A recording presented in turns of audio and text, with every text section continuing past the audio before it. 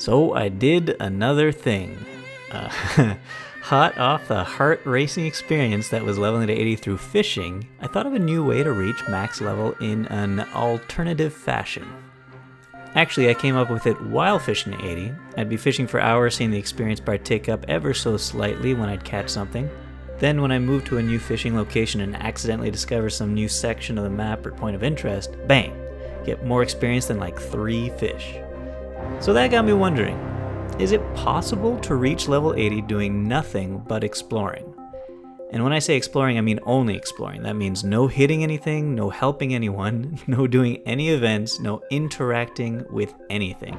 Rely only on the things like points of interest, waypoints, and map reveals that you can get by running around and into them.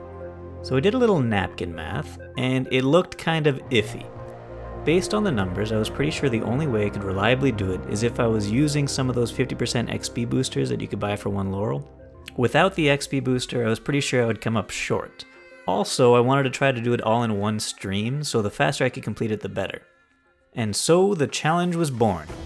I logged in, started the stream, created a thief, because I thought it would be easier to get out of combat with a thief, with stealth and stuff like that, and then went into my options and unbound my interact key.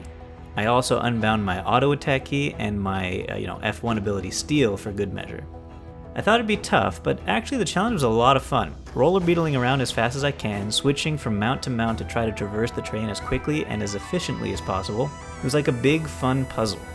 Kind of ended up being like the greatest mount marathon you could do in Guild Wars 2. Unfortunately, it took a little longer than expected and I couldn't do it all in one stream. Apparently trying to explore level 80 zones as a level 50 character can get you killed really, really easily, and over and over and over again. The first stream was a little over 8 hours and I was able to finish up all the core maps, which took me around to level 53, and the next stream was about 7 hours and I got to level 79 and a half. But then my wife came in and informed me that we were late for something, and yeah, so I stopped there. But then to finish it off, I started the stream up one more time on the day of the Steam release, and bam! The new player guide thing was added to the game, and it immediately gave me almost enough experience to get to level 80 as soon as I logged in. Whoops.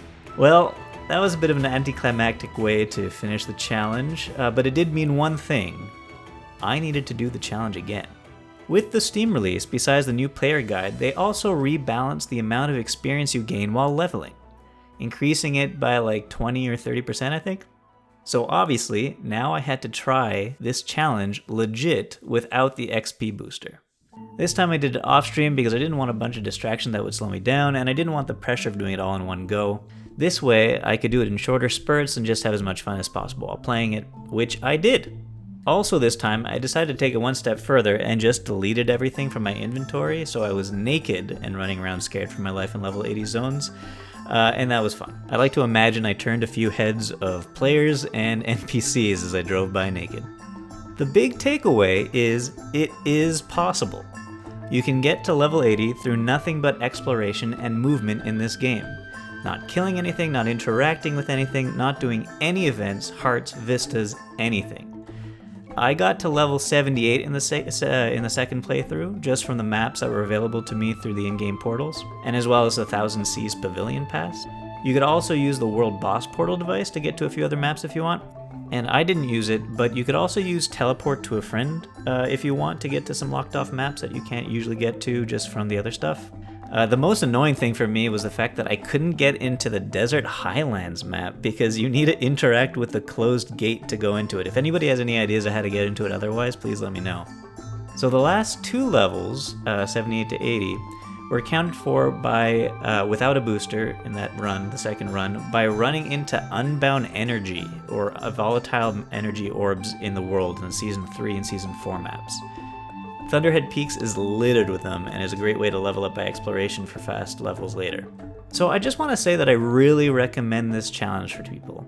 It was a lot of fun. You see a lot of interesting things running through the maps at top speed. I saw some RP, some weird bugs, and ran into countless NPCs that desperately needed my help, but unfortunately I could do nothing for them. Will I do it again? Yeah, probably. It took around 15 hours without a booster. It also took, as you know, around 15 hours with the booster, but with a different leveling curve. So with a booster, with the new leveling curve, I'm guessing it'll only take about 10 hours to get to level 80 from this. And you probably wouldn't need to use all the maps.